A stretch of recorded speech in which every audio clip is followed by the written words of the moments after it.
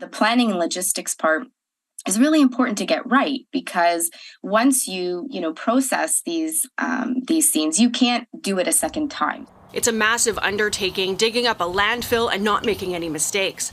But in the case of a suspected serial killer suspected of murdering at least 4 Indigenous women, the task is even more onerous, made worse by conditions at the privately owned Prairie Green landfill, where at least 2 of the victims are believed to be. Winnipeg police believe Morgan, Harris and Marcedes Myran have been in a 4-acre part of this landfill since May, under 40 feet of densely compacted waste. 9,000 tons of construction mud, 1,500 tons of animal remains, and 250 tons of asbestos. Dr. Stephanie Calche, a forensic anthropologist who's consulted with police in other landfill searches, says machines didn't just compact materials, but time. That's completely been destroyed, right? So now we have this completely compressed context of time.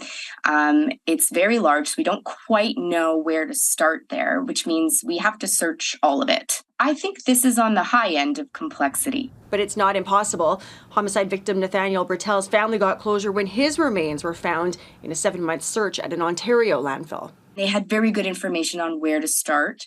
They had very good information on what material they were going to be dealing with, where and how it was moved within the site. So they were able to really focus their search efforts. She suspects mounting public pressure has police figuring out what outside resources could help with a search for Harris and Myran and an unknown victim that elders have named Buffalo Woman.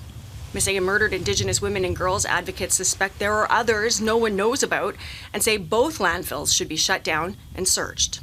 The Police Services Board has admitted this is an undertaking that Winnipeg police can't do alone.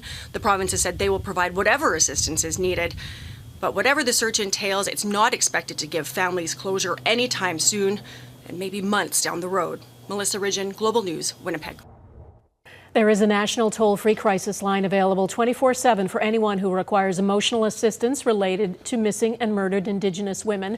The number is 1-844-413-6649.